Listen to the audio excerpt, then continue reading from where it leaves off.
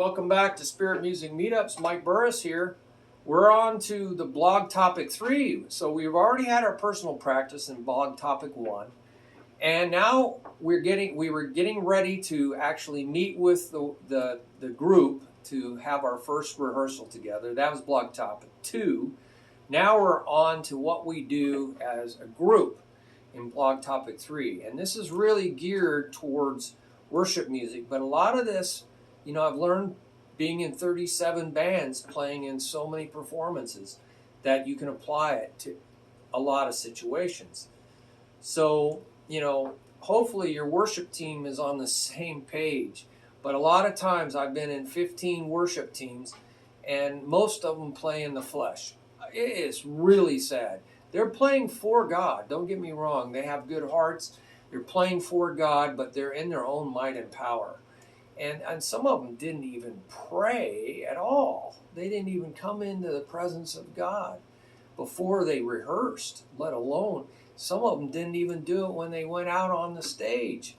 And why we are on stages is beyond me. I don't see anything like that in the New Testament.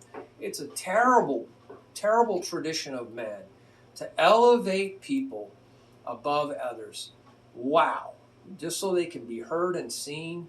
You can do that in a small group, and thank God, in a lot of ways, for COVID, God used evil for good because people had to meet in homes. I know they were defying COVID rules, and they were meeting in homes instead of church buildings.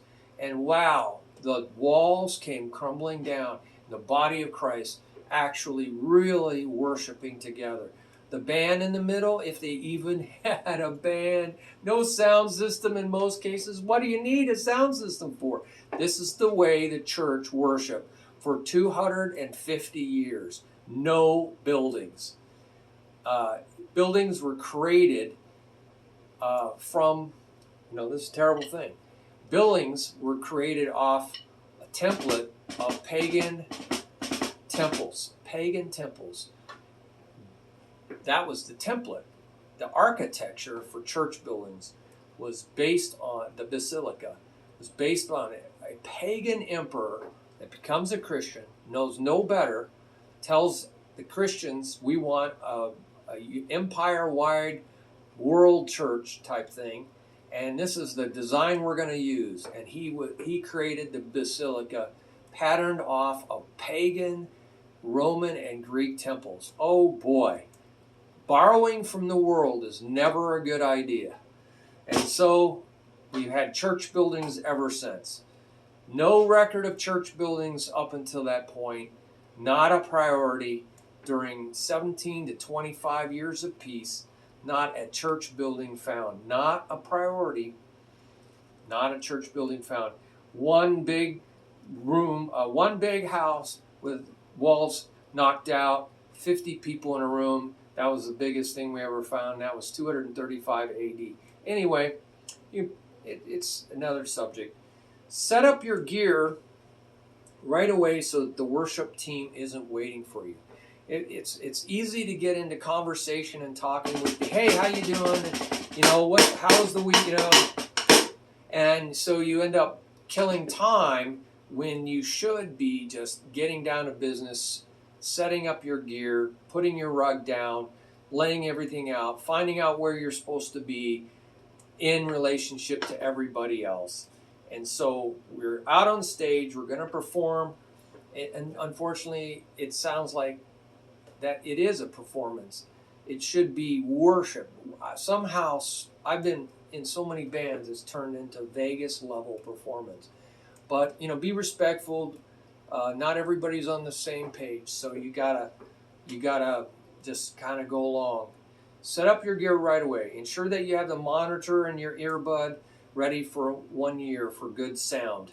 So make sure you do a sound check. Make sure you get their feed, their monitor feed. If you don't like something, you can't hear something, speak up. Speak up right then. You should have figured all this out during the rehearsals. Hopefully the rehearsals were where you were going to perform. So there's no surprises. But I'm shocked how many surprises there are. somehow the sound got changed. Somebody mucked around with the dials since the rehearsal. You got to maybe give them a heads up. Take a picture of the dials, put the dials back to where they were for, and this is terrible. I've been in so many church worships band situations where it was so, what do you call it? It was so, I'm using the word juvenile, it was so amateur. It was amazing that anything ever got done. So if you're educated in this, you need to share that with them, because almost everything that can go wrong goes wrong in a lot of worship services, because they don't know what they're doing, and there's lackadaisical attitude in many cases, and they're not praying, and so the devil just gets in there and wreaks havoc. I've never seen so much chaos in so many churches. Make sure the drum set is on a rug so the kit won't slide around on you. We talked about that. And this has surprised me many times, secular and also sacred worship services. Ensure all the bolts on the drummer set are tight. Yes, tighten everything. Things fall apart in the middle of performances because you're hitting them and there's vibration. I've seen crash cymbals collapse. I've seen floor tom fall over because I didn't go around and tighten everything. So just go around and make sure everything's tight. Make sure you got your table set up, your trap table, your sticks are ready, hand percussion, fan ready. It's not squeaking, it's quiet. Wipe off, rag, just get everything in place, just like you did in rehearsal. And if you didn't have a rehearsal, you better have prayed, because you're going to be doing all this on the fly. I get to gigs 1 hour minimum before it's showtime. Don't like that term, but they have a clock in many cases at these churches, and you're either ready or you're not. So I always get there 1 hour, because things can go wrong just in travel.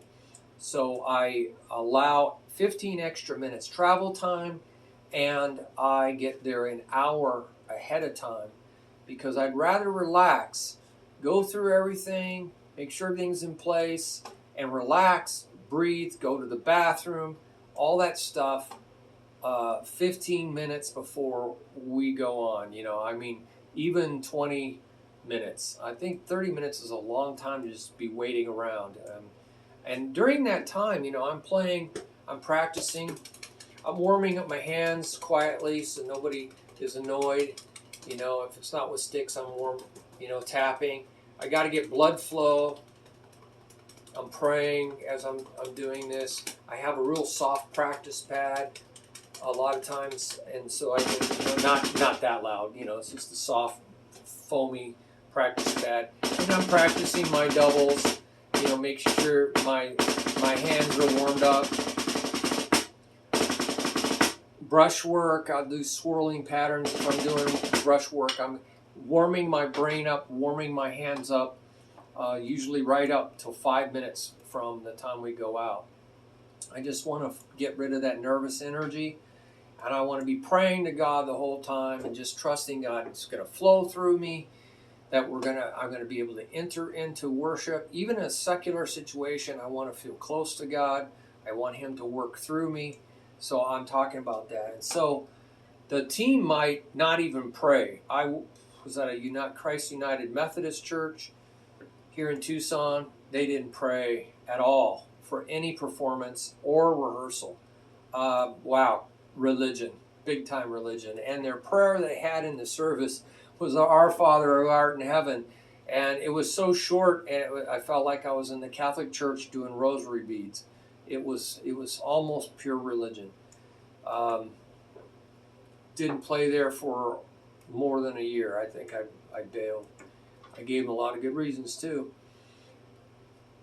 You need to spend some quality time in prayer, feeling the presence of the Lord, being in fellowship with Him, that's for sure. If they don't do it, you need to do it.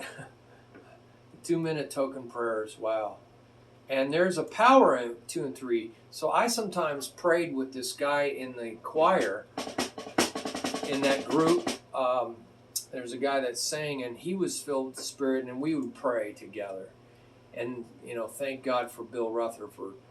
So, and I got filled in that worship service, and even though it was almost deader than a doornail. Most people, it was just, you know, checking off a box. I did church today. Now, what else? Do a sound check. Yeah, sound checks are really important with the rest of the musicians, ensuring that all you can hear well in the monitors. This is disaster. Again, people that don't do this, the performance, it's a disaster.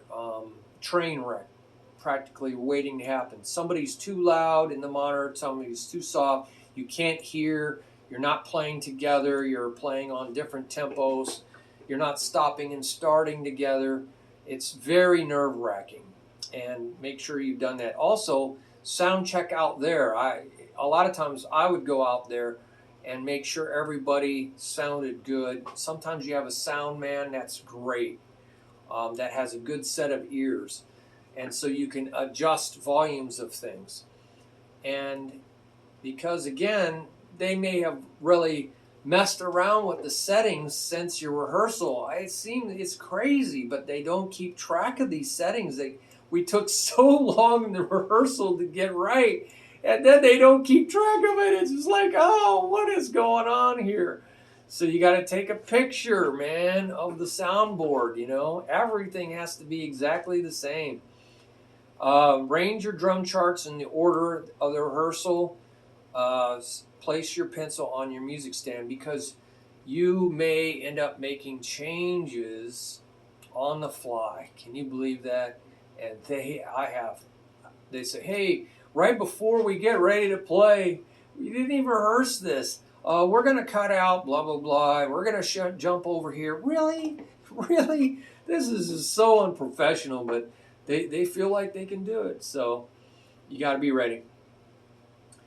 Find out the tempo they take each song at, or use a tap metronome. Tap, tap, tap on your phone, replacing the previous beats per mark. Yeah, because if they want to change something, then you've got to...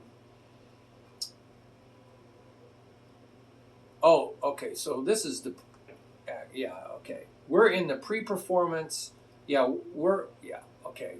I thought something was strange. We're not at the performance yet. This is actually the worship team. Boy, how did I miss that?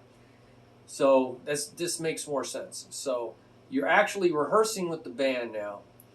And so that's why you're going to make changes to your chart. So now that makes even more sense. And you're going to be changing the tempo, because they're going to go faster or slower. And so you might just have to say a bit faster, a bit slower, or you're going to actually tap on your phone, tap, tap, tap, tap, tap, how fast they want to go. You're going to write that down on your sheet. I mark up in the upper left-hand corner of each song if the piano or the guitar wants to lead in. They usually don't tell you this over the phone. Maybe they will, but don't count on it. So if they say, hey, I'm going to lead in, then you're going to need to write that down. And they'll deviate from any recording usually. And if you're going to click it off, 1, 2, 1, 2, 3, 4. Or they might have you just click off 3, 4. So they're going to tell you that. So you got to write that down. After you play a section or song, make any changes you need on your chart in pencil. Don't be afraid to ask questions. Now is the time. Oh, that's for sure. Hey, how do you want to do this? Do you want a crescendo? So you need to ask questions. You're not going to get another chance usually. Maybe you'll have another rehearsal. Doubt it. So you're going to make all these in pencil. And then after you're finished with all the songs, ask any more questions. Mark your charts. Keep the charts in the order of the service. So they'll tell you, hey, this is the order of the service. Now they might change it on you, but at least it'll be in order. So because if it's out of order and you're fumbling through paper on a music stand, you're going to be making a lot of noise, and they're going to be waiting for you to play, and that's really going to be bad. So I just thank the Lord. I usually want to do this with the worship team, but sometimes they won't. And the other musicians for the opportunity to play together with the Lord. Hopefully it wasn't just in the flesh, but don't count on that either. I've seen secular rehearsals. This is a terrible testimony. Go way better with more respect for each other and smoother than many worship bands. I think it's because the devil hates worship bands, and so he's going to get his paws in there every way possible in everybody's flesh. You know, their egos, they're not praying beforehand, they're not loving each other, they're not staying in joy, they're panicking, there's no faith. Satan just loves to get in there and wreck worship bands. It's very obvious when I've been in 22 secular bands and 15 or so worship bands, and it's very obvious. Satan doesn't really care about a hard rock band. Most of them are going to hell in a handbasket anyway. But that's not true either. I've met some people that play hard, heavy metal that are really godly, and they're going to use it for the Lord. They're going to inspire others with heavy metal rock. So you can't judge. You just can't judge. But generally, a lot of secular music, they're doing drugs, alcohol, and I'm there to be a positive light and salt thing, right? Light and salt. I don't want to do, I'm not going to do drugs with them. So I'm there as a professional, usually hired to help them get through. And so I'm going to do my best, and I'm going to show the difference between somebody who's always drugged up. And I get on stage, and some of these people are drunk and stoned while they're on stage performing, and I'm holding it together as best as I can, and I try to share with them on my breaks, and talk about something more than whatever they are into talking about. It's usually nothing. So okay, well, God bless you. Put your comments down here. This is actually the Performance BT3, Blog Topic 3, and so put your comments down there, and what will help during the rehearsal itself, or rehearsals. And you can do that on the website as well. Appreciate it. It'll help other people.